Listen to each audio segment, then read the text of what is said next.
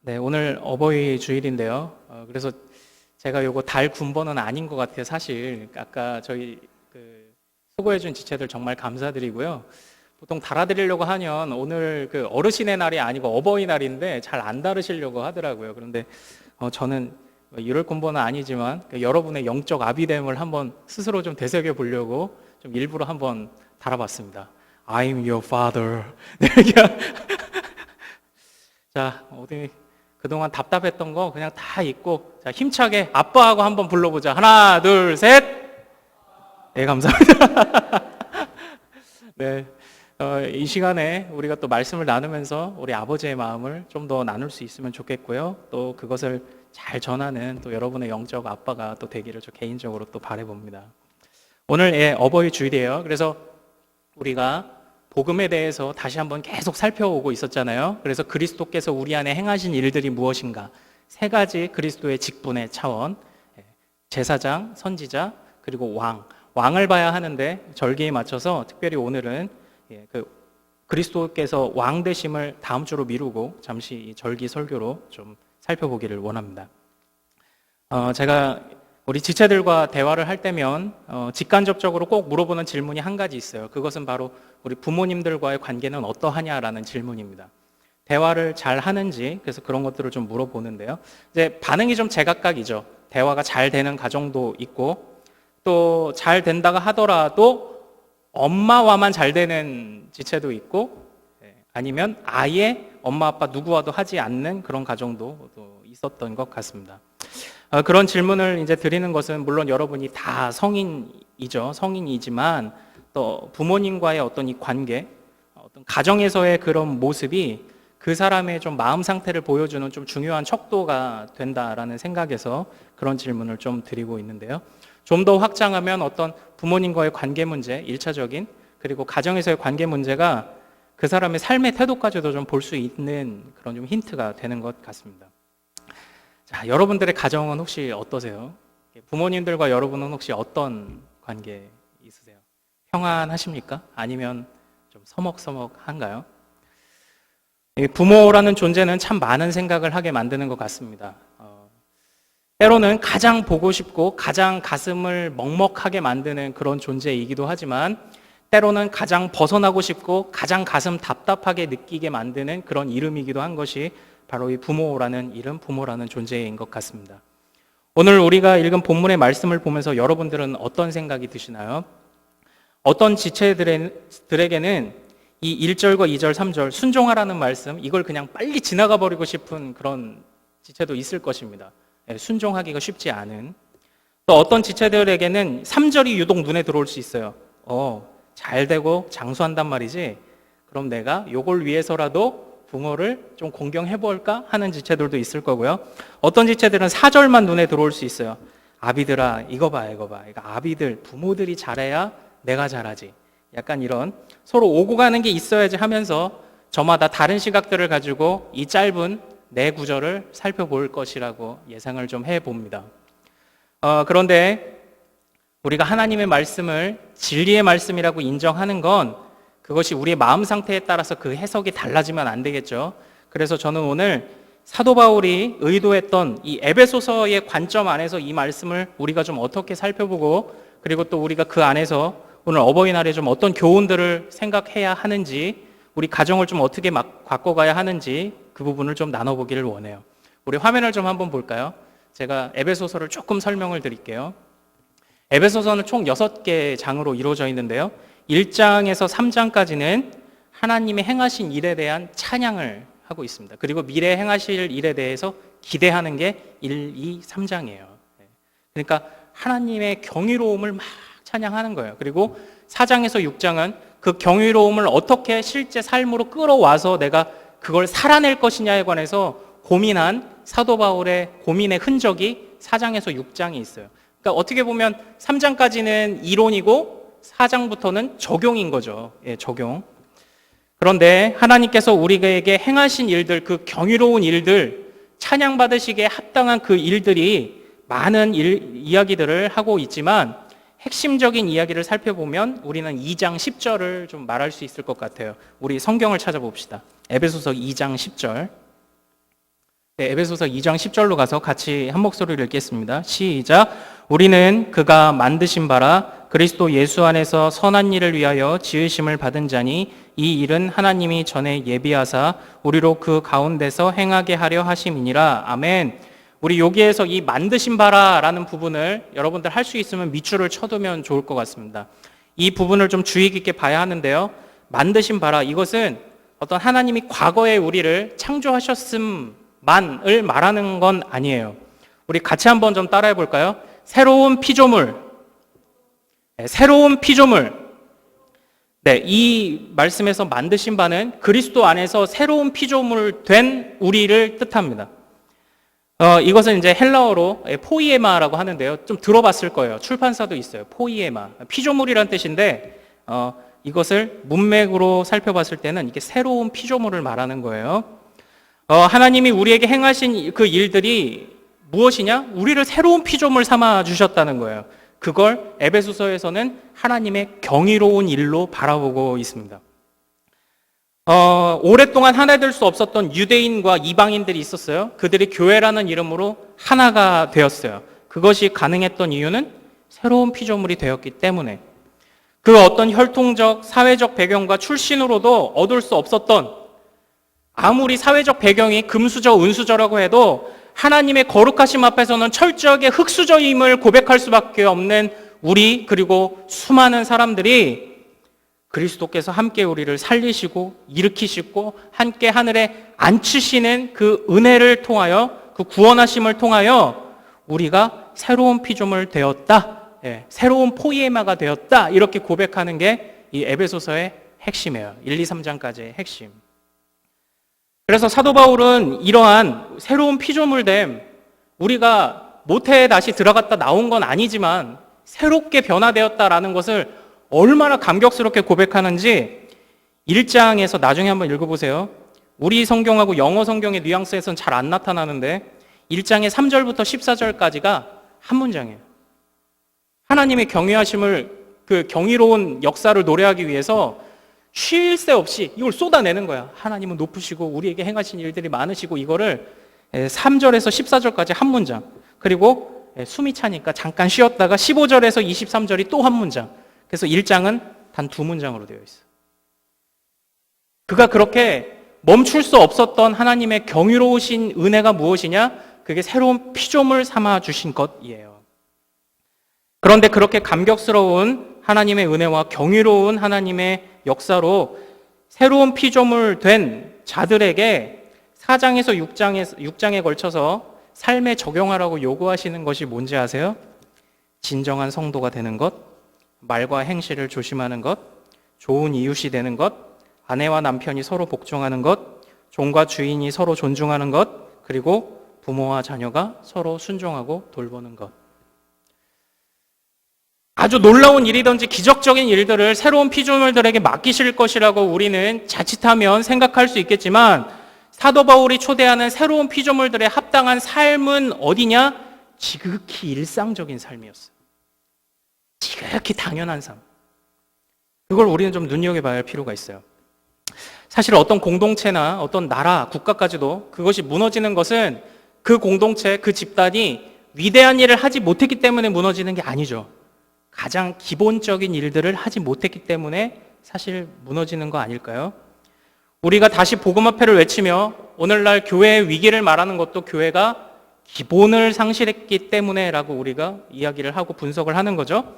그래서 다시 기본으로 돌아가는 것이 살 길이라고 지금 사회 여기저기서 이제 외치고 있는 거잖아요. 왜 사회적으로는 공공질서 캠페인 이런 거 막 항상 하고.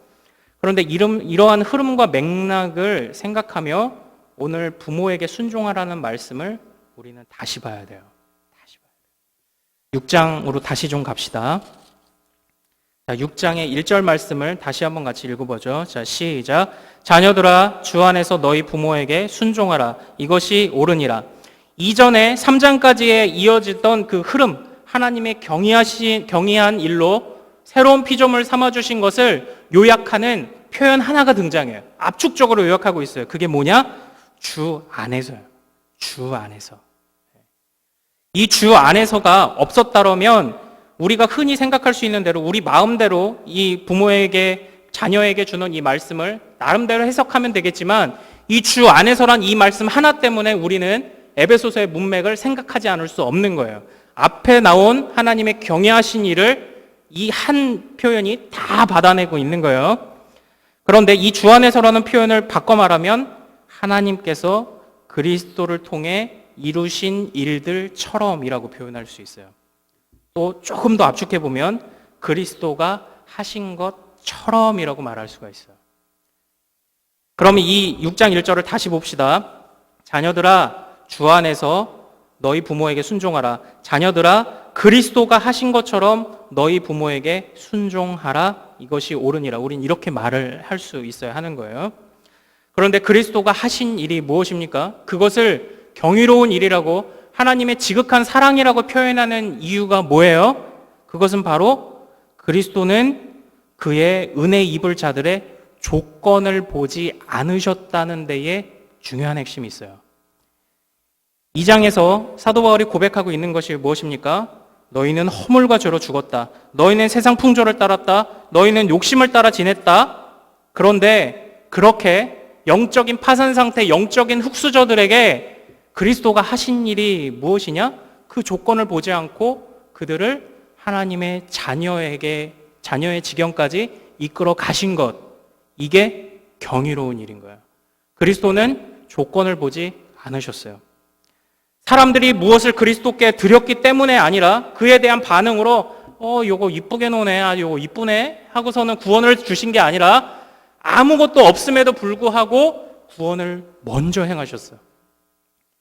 사람들이 어떻게 반응하든지 그것이 그리스도에게 부여된 사명이고 그리스도에게 하나님이 원하시는 일이었기 때문에 그저 다른 조건들 다 끊어내고 그냥 자신의 책임만 다하신 것, 그것을 감사하고 경이로움이라고 말하고 사도 바울은 그것을 1장에서 쉴 새 없이 그것을 고백하고 있는 거예요. 사도 바울은 정리하면 바로 그런 마음으로 우리가 부모에게 순종할 것을 요구하고 있는 거예요. 사실 부모가 우리에게 어떠한 일을 행한 것에 대해서 이율배반적으로 생각해서 부모가 이렇게 하니까 우리가 이렇게 한다라는 것이 아닌 부모가 우리에게 어떻게 대하든지 상관없이 사절을 잘못 이해하는 것처럼 아비들아 자녀를 노엽게 하지 말아야 되는데 부모님들이 나를 노엽게 하니까 내가 이렇게 반응하는 거다라고 이런 생각을 조금도 갖지 않고 우리 부모가 어떠하든지 그리스도가 그러셨던 것처럼 그냥 나는 자녀로서의 그냥 내 책임을 다하는 것, 이게 지금 사도 바울이 초대하고 있는 일상의 삶입니다. 다른 것들도 마찬가지예요. 종과 아니면 그 주인의 관계에서도 아니면 그 다른 일상적인 많은 관계 속에서도 다 그냥 묵묵히 그냥 자기 할 일을 자기 책임을 다하는 그걸 요구하고 있는 거예요. 하나님도 이렇게 하셨지, 예수님도 우리에게 이렇게 하셨지 하면서 그분의 무조건적인 사랑을 조금이라도 더 잘 이해하기 위한 기림을 여기에 적용해 보는 거죠. 이것은 그리스도께서 나를 받으실 때 얼마나 힘드셨는지 내가 내 부모를 받아주면서 난 그것을 한편으로 느껴본다. 이런 생각들을 갖게 하시기 위해 지금 사도 바울이 우리를 일상으로 초대하고 있는 거예요. 사실 우리는 사랑을 하는 것만큼은 자신이 있다고 생각을 하죠. 은연중에 생각을 해요. 그러나 우리는 사랑에 참 자신 없는 사람들임을 깨닫는 데에 그리 오랜 시간이 걸리지 않는다는 사실을 이미 다 알고 있어요. 지금 이 중에 한 5번 정도 연애 안 해본 사람 다 없잖아요. 다 있잖아. 내가 얼마나 사랑을 할 수 없는 사람인지 깨닫는데 그렇게 오래 걸리지 않았잖아요.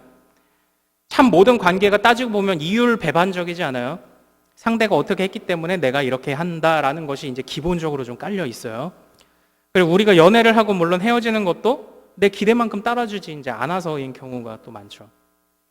무조건적인 사랑, 그것이 우리 입술에서 말하기는 쉬워도 실제 하기는 너무 어렵지 않던가요?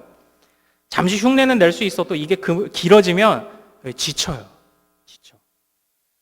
주 안에서 그리스도처럼 사랑하는 것이 가장 완전한 것인데 그리고 그걸 해야 되는데 그 사랑을 잘 못해요. 그래서 저는 우리는 사랑을 잘 할 수 없는 사람들이라고 우리의 영적 현주소를 좀 말해보고 싶은데요. 그런데 이런 이야기가 우리들에게만 적용되는 게 아닌 것 같아요. 우리만 사랑에 힘든 사람들이 아니에요. 왜냐하면 우리 부모님들도 힘든 사람들인 건 마찬가지예요. 사랑에 서투르죠, 사실. 제가 예전에 아버지 학교에 참여한 적이 있었는데요. 거기 모인 여러 아버지들이 자신들의 아버지에 대해서 얘기하는 시간이 있었어요. 아마 뭐 영향이 있을 거다 이런 걸 보는 거잖아요. 어린 시절 어땠는지, 어린 시절 받은 상처가 지금의 이 사람을 어떻게 만들었는지 뭐 이런 거 보잖아요. 그런데 뭐 저보고 이제 우리 형제님의, 우리 창성 형제님의 아버지는 어떤 분이셨나요? 했더니 뭐 겨울에 붕어빵 식을까봐 오리털 파카 속에 꼭꼭 이렇게 숨겨서 오셔갖고 주시던 분, 뭐 항상 이렇게 안아주시고 스킨십도 많이 하고 좀 잘 놀아주시고 그러시던 분, 뭐 이렇게 얘기를 하는데 근데 약간 이제 조장님이 이제 당황을 하면서 혹시 아버지가 미웠던 적은 없나요? 이렇게 막 유도해 가는데 가끔 부딪히기도 하고 짜증도 좀 내시고 이렇게 얘기를 했는데 이유인즉슨 다른 분들은 어린 시절 아버지가 폭력에, 무능력에, 구타에, 바람도 피고 일찍 돌아가시고 나는 명함도 못 내는 거야. 아버지가 가끔 짜증도 내고 가끔 때리고 이런 건 명함도 못 내밀 만큼 어린 시절에 안 좋은 분위기들을 막 얘기를 하는 거예요. 그래서 마치 난 내가 정상적인 것 같은데 내가 비정상적이라고 느낄 만큼 어떤 그런 분위기들이 이렇게 형성이 되는데요. 근데 어쨌든 한편으로 감사했어요. 그래도 저희 아버지에 대한 저는 좋은 기억이 더 많아요. 그런데 제 나름대로 자신이 있었어요. 내가 아빠가 됐을 때. 왜냐? 나는 이렇게 생각했거든. 우리 아버지처럼만 하면 나는 좋은 아빠 될 것 같아. 뭐 가끔 이제 부딪히기도 하고 혼내시기도 했지만 나 막 지금 되게 삐뚤어지지 않았잖아요. 되게 막 어긋나지 않았잖아. 괜찮잖아, 나름. 그래서 나름대로 좋은 아빠가 되리라는 자신감이 있었어요. 보고 배운 게 있으니까. 그런데 요즘 제가 가장 많이 하는 고민 중에 하나는 과연 내가 좋은 아빠일까요? 막상 그것이 삶으로 다가오니까, 현실로 다가오니까 불끈불끈 혈기가 막 나와요. 쉽지 않아요. 물론 같이 아버지 학교를 경험하셨던 그들의 아버지처럼 제가 폭력 남편도 아니고 폭력 아빠 아니고 무능력 아빠도 좀 아닌 것 같고 바람 피는 건 더더욱 아니고 뭐 난도 가늘고 길게 오래 살 마음도 좀 있고 일찍 안 돌아갈 거고 그런데 좋은 아빠일까라는 데에서는 자신이 없어요. 하물며 저는 풍족하진 않아도 그래도 좋은 어떤 안정적인 환경 속에서 자라왔는데도 그렇게 좋은 아빠는 아닌 것 같아요. 그런데 하물며 바로 우리 이전에 더 엄한 환경 속에서 사셨던 우리 부모님들은 오죽하실까요? 좋은 환경 속에 살아도 그렇게 좋은 아빠가, 좋은 엄마가 되기가 쉽지 않은데 아주 어려운 모습들만 보고 자란 분들은 또 오죽하겠냐고요. 사실 우리 아빠, 엄마들은, 우리 부모들은 좋은 아빠, 좋은 엄마, 좋은 부모가 어떤 모습인지 사실 잘 모르는 분들일 수 있어요. 사랑을 잘 모르는 거죠. 우리도 서툰 것처럼. 사랑에 자신이 없는 분이죠. 그래서 조금 다른 얘기일 수 있지만 전 정말 우리 청년들이 어떤 연애를 할 때 어떤 자매를 또는 형제를 이렇게 눈여겨볼 때 정말 이 사람이 좋은 부모가 될 수 있는가 그것을 위해서 노력하는 적어도 그런 마인드가 있는지에 대해서 좀 잘 살펴보고 이렇게 교제를 했으면 하는 마음이 사실 있어요. 훈련해야 돼요. 좋은 부모가 되기 위해서 연습해야 돼요. 그리고 다시 돌아와서 저에겐 또 이런 경험이 또 한 가지 있는데요. 저희 집이 제가 이제 고등학교 때 이후로 먹고 살만했었던 적이 사실 없었어요. 이렇게 좀 뜻하지 않은 일들로. 근데 덤덤히 잘 버텨오시던 아버지가 어느 날 그냥 마음이 폭발하신 거예요. 감정이 좀 북받치셨죠. 사실 아버지의 눈물 본 적들 있습니까? 그게 좀 쉽지 않은데 깜깜한 방에서 이제 홀로 이렇게 돌아 누워 계시는 거예요. 근데 이제 제가 방에 살며시 다가갔죠. 그리고 이렇게 아버지 손을 잡아드리는데 눈물이 막 어찌나 나든지 제가 이렇게 얘기했어요. 평소에는 안 할 닭살 멘트를. 아빠가 그냥 내 아빠이기 때문에 가치가 있는 거지.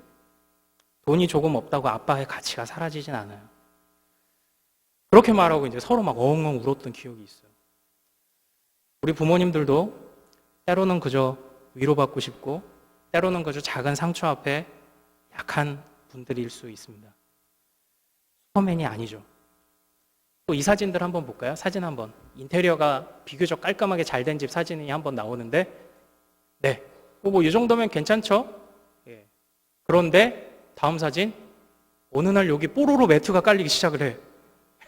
그 다음에 빠방이 하나씩 이제 이렇게 집들이 좀 생기기도 하고, 그 다음에 이제 이렇게 변해가는 거야. 자, 여러분들의 미래입니다. 여러분들의 미래. 인테리어 한 집 어디 갔어? 뽀로로 매트가 깔리는 순간, 이게 자녀가 태어나는 순간, 집에 있는 모든 초점들이 다 자녀를 위해 바뀌거든요. 알게 모르게 부모가 되는 순간 포기해야 할 것들이 많더라고요. 그것들이 기쁜 헌신이기도 하지만 가슴 한켠에 남는 허전한 꿈일 수도 있어요. 여러분들의 부모님들이 지금 그런 분들일 수 있어요. 부모님들의 그런 마음을 인간적으로라도 좀 이해해 드릴 수는 없는지 한번 좀 제안을 하고 싶습니다. 물론 힘든 일이죠. 저랑 아버지랑 부딪히는 일이 종종 있었는데, 근데 나중에 생각해 보면 그냥 했으면 끝난 일들도 좀 많거든요. 그런데 적당히 풀고 어차피 내 마음대로 어차피 할 건데 그냥 그 상황은 적당히 넘어가면 되는데 지혜가 없었던 거죠. 근데 그럼에도 불구하고 힘들어도 우리는 그걸 감당해야 돼요. 부모님께 순종해야 하고 부모님이 어떠하든지에 상관없이 묵묵히 그냥 우리가 할 일을 하면 돼요. 왜냐? 우리는 새로운 피조물이기 때문입니다. 사실 기독교 신앙에서 이 부모와 자식 간의 관계는 아주 중요해요. 왜냐하면 신앙이 이어지는 1차적인 통로가 어디냐? 바로 집안이에요. 가문이에요. 가정이라고요. 부모의 믿음이 자식에게 이렇게 계속 대를 이어 흘러가는 거죠. 비록 완벽하진 않아도 부모는 신앙의 통로로서 분명히 의미가 있습니다. 물론 문제가 되는 게 안 믿는 부모님들이 문제가 돼요. 지금 이 중에서도 자기가 믿음의 1세대인 사람들이 있잖아요. 그것 때문에 알게 모르게 부딪히는 것들이 있을 텐데, 그렇다고 하더라도 부모님들이 아주 의미가 없는 건 아니에요. 왜냐하면 누구에게나 햇볕은 주어지듯이 이걸 일반 은총이라고 쉽게 이야기하는데, 어떤 남녀가 결혼을 하면 어떤 한 생명이 태어나게 된다. 그것이 일반 은총의 영역 안에서, 다시 말하면 하나님이 창조 명령을 범죄한 인간들에게 아주 거두지 않으신 거예요. 생육하고 번성하는 길을 여전히 놔두셨잖아요.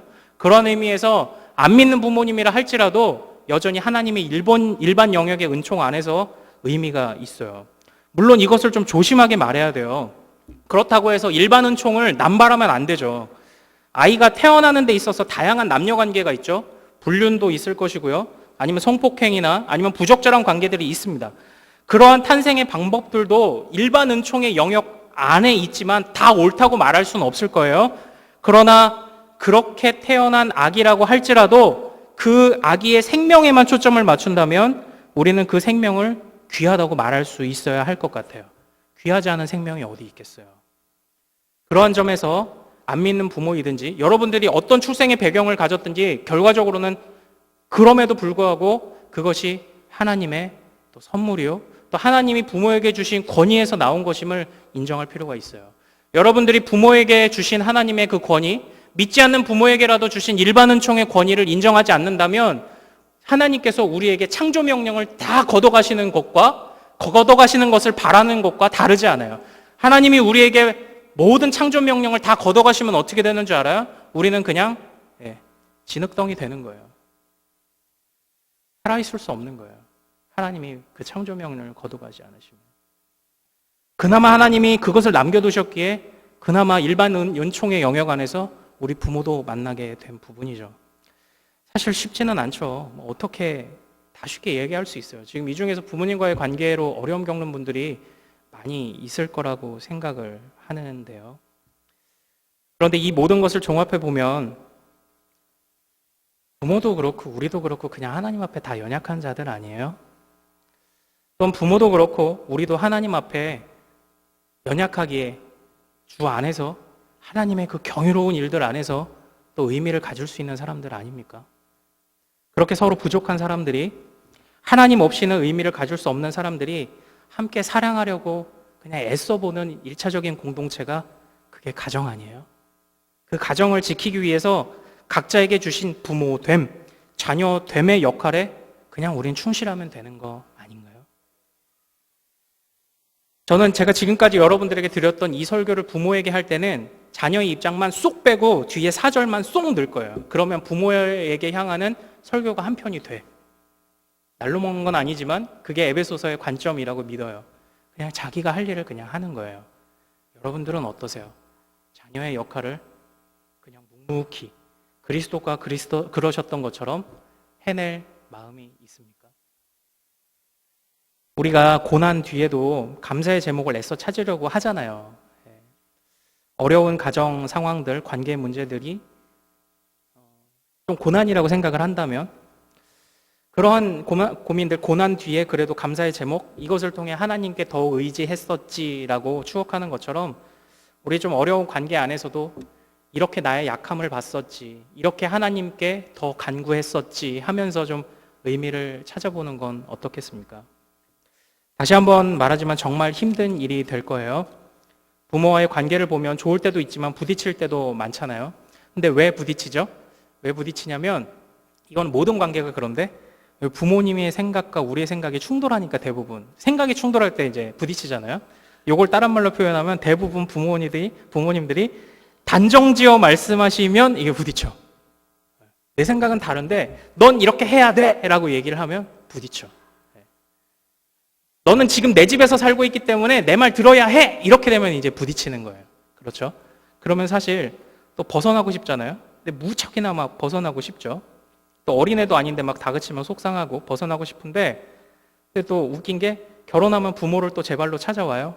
언제? 애 맡길 때. 약간 여러분들 엄마 찬스, 아빠 찬스란 말 아세요? 자기 부부가 또는 자기의 여가 시간을 보내기 위해서 아이를 맡기는 걸 엄마 찬스라고 얘기를 하는 거야. 그래서 어른들 사이에선, 권사님들 사이에선 이런 농담이 유행해요. 그 아들만 둔 집 부모는 길바닥에서 죽고 서로 안 모시려고 해갖고, 딸이 있는 집 부모는 싱크대 앞에서 일하다가 죽는다고. 이런 농담이 있을 만큼 또 그러면서도 부모를 벗어날 수 없어요. 또 찾아와요. 어차피 부모는, 자식은 떨어질래 떨어질 수 없죠. 없는 사이죠. 그런데 이 모든 일들이 정말 쉽지 않은데 우리 6장 후반부를 봅시다. 새로운 피조물들이 감당해야 할 중요하면서도 아주 일상적인 일들을 사도 바울이 어떻게 마무리 짓고 있는지 잘 보세요. 우리 6장 10절, 11절 한번 좀 읽어보죠. 자, 시작.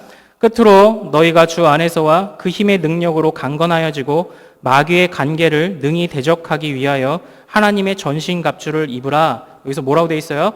가장 일상적이지만 가장 마땅히 해야 하는 당연한 일, 그 일을 하지 못하도록 우리 마음에 이율배반적인 생각을 집어넣는 것, 바꿔 말하면 그리스도의 새로운 피조물로서 살지 못하게 만드는 것은 누구의 영향이라고 말합니까? 마귀의 영향이라고 이야기를 하고 있어요. 결국 부모에게 순종하지 않는 것, 그냥 부모들이 어떠하든지 상관없이 자식이 자식의 책임을 다하지 않는 것, 그건 마귀에게 지는 거예요. 사랑하지 않는 것, 지는 거예요. 마귀에게 지는 거예요. 그런데 이렇게 힘들고 긴장 타게 되는 이런 상황 속에서 하나님이 우리에게 그냥 너 어떻게 하는지 내가 한번 지켜본다, 이렇게만 하시고 그냥 팔짱만 끼고 계시는 게 아니에요. 우리 6장 13절에서 17절 한번 같이 한 목소리로 좀 크게 읽어봅시다. 시작. 그러므로 하나님의 전신갑주를 취하라. 이는 악한 날에 너희가 능히 대적하고 모든 일을 행한 후에 서기 위함이라. 그런즉 서서 진리로 너희 허리띠를 띠고 의의 호심경을 붙이고 평안의 복음이 준비한 것으로 신을 신고 모든 것 위에 믿음의 방패를 가지고 이로써 능히 악한 자의 모든 불화살을 소멸하고 구원의 투구와 성령의 검 곧 하나님의 말씀을 가지라. 아멘. 여기서 하나님이 우리를 그냥 팔짱만 끼고 보시는 것이 아니라 어떻게 우리를 하시겠다고 이야기를 합니까? 성령의 전신갑주를 입히시겠다고 얘기를 하는 거예요. 여러분들은 또 이것을 에베소서의 관점 안에서 봐야 돼요. 성령의 전신갑주를 여러분들이 왜 입고 싶어 해요? 위대한 일을 하기 위해서입니까? 놀라운 일을 하기 위해서입니까? 그것도 우리는 해야 하겠지만 가장 기본적으로 에베소서에서 사도 바울이 초대하는 새로운 피조물의 삶은 가장 일상적이고 가장 당연한 일을 하지 못하는 현 세대 가운데 성령의 전신갑주를 입고 새로운 피조물로서 그 일들을 행하고 살아나가기를 바라는 마음에서 성령의 전신갑주를 말하는 거예요. 하나님이 여러분들에게 성령의 전신갑주를 입히셔서 그 일들을 하게 하실 거예요. 부모를 사랑하게 하실 거예요. 무조건적인 사랑을 베풀게 하실 거예요. 그리스도를 따라가게 하실 거예요. 순종하기 어렵죠. 사랑하기 어렵죠. 왜냐하면 마땅히 사랑해야 할 예수님도 사랑하지 못하는데 허물 많은 우리의 부모님들을 어떻게 사랑하겠어요? 쉽지 않아요. 그런데 우리 마지막으로 6장 18절, 19절 한 번만 좀 읽고 맞춰볼까요? 같이 한번 큰 목소리를 읽습니다. 시작. 모든 기도와 간구를 하되 항상 성령 안에서 기도하고 이를 위하여 깨어 구하기를 항상 힘쓰며 여러 성도를 위하여 구하라. 또 나를 위하여 구할 것은 내게 말씀을 주사 나로 입을 열어 복음의 비밀을 담대히 알리게 하옵소서 할 것이니. 사도 바울이 지금 에베소서를 마무리 지으며 자기의 지금 기도 부탁을 하고 있는데 그 기도 부탁을 할 때 우리 19절에서 좀 눈여겨봐야 될 게 뭐예요? 지금까지 자신이 해왔던 모든 사역들, 이 에베소서에서도 전한 모든 말씀을 뭐라고 묘사하고 있어요? 복음의 비밀이라고 이야기하고 있어요. 여러분들이 다시 복음 앞에 돌아가기를 원하고 여러분들이 붙잡고자 하는 복음은 무엇을 위한 복음입니까? 에베소서에서 사도 바울이 여러분들을 초대하는 것은 지극히 일상을 향한 복음이에요. 그리고 그것을 해내지 못하는 사람들 안에, 새로운 피조물로 살아내지 못하는 사람들 안에 지금 선포한 지극히 일상적인 일, 부모에게 그저 묵묵히 순종하는 것, 그리스도께서 그러하셨기 때문에 그저 자녀의 책임을 다하는 것, 어떤 조건과 상황도 재보지 않고 이율배반적으로 생각하지 않고 그저 그 일을 하는 것, 그것을 뭐라고 표현하고 있습니까? 복음의 비밀이라고 표현하고 있어요. 그러니까 여러분들은 정말 마음 억누르면서 부모를 향해 한 번 순종해 나갈 때마다, 그리고 모든 사람들을 향해, 그리고 하나님께서 만나게 하시는 모든 상황들 속에서 무조건적인 사랑을 조금씩 실행할 때마다 여러분들은 복음의 비밀을 하나씩 알게 될 거예요. 그게 사도 바울이 에베소서를 통해 오늘날 그리고 이 어버이 주일에 주시는 가르침인 줄로 믿습니다. 아무쪼록 좀 여러분들의 부모님과의 관계가 평안했으면 좋겠습니다. 그리고 부모님들이 먼저 손 내밀지 못하더라도 여러분들이 먼저 손 내밀기를 바라요. 그때 여러분들의 가정은 정말 믿음의 가정 될 줄로 믿습니다. 복음의 비밀을 소유한 가정 될 줄로 믿습니다. 우리 찬양하고 좀 기도할까요?